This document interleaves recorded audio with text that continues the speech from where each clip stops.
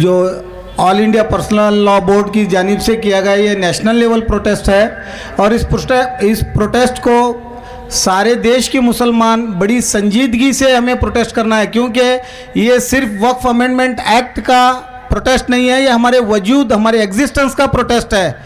इस देश में अगर हमारा एग्जिस्टेंस अगर कंटिन्यू होना है तो ये काले कानून को यहाँ से रद्द करना है। इस वास्ते already supreme court of India में 70 से ज़ायद पिटिशंस फाइल हुए हैं, उसमें all India Muslim personal law board भी एक पिटिशनर है, जहाँ पर सुप्रीम कोर्ट के चीफ जस्टिस और उनके कोऑर्डिनेट बेंच वाले first of all central government को, यूनियन गवर्नमेंट को एक सख्त ताकीद, एक सख्त क्वेश्चन पर उनको खड़ा कर दिए है कि वक्फ बाय यूज़र आप किस तरह ये तरमीमी बिल में लाए हैं। एक क्वेश्चन वो है। दूसरा क्वेश्चन सुप्रीम कोर्ट का ये है, अगर आप अपने वक्फ अमेंडमेंट एक्ट में किसी गैर मजहब को एंट्रेंस दे रहे हैं तो आप अपने charitable trust, Hindu endowment properties में आप लोग क्या मुसलमानों को भी जगह देंगे? That only the question raised by the Supreme Court, which is very important question to the union government, that they are made a bias law.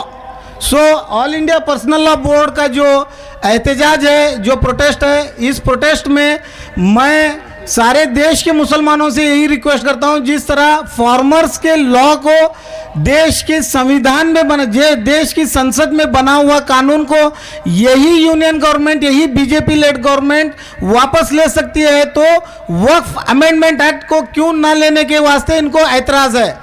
और इंशाल्लाह 5 तारीख को सुप्रीम कोर्ट में हमारे हक में फैसला होगा, क्योंकि संविधान चलता है, देश चलता है संविधान के ऊपर, संसद के ऊपर नहीं।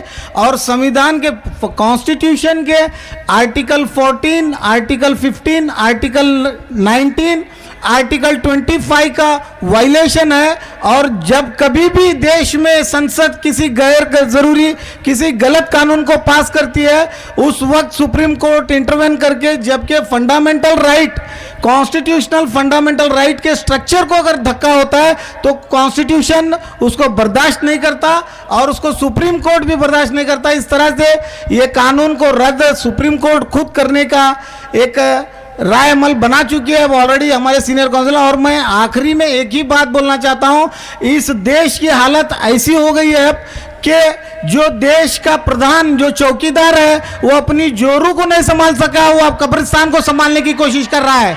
इस वास्ते मैं इस मंच से कहना चाहता हूं, ये देश का कानून संविधान पर चलता है, किसी के मेजॉरिटी या किसी भारतीय जनता पार्टी के दलालों से नहीं चलता। अस्सलाम वालेकुम।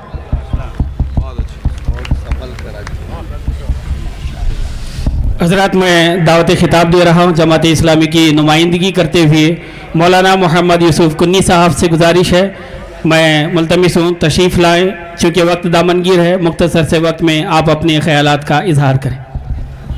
वो अभी नहीं बात तो रख, मैं बोलती हूँ।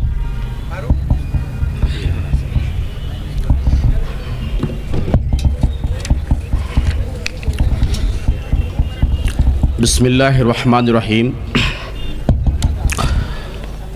अल्हम्दुलिल्लाह।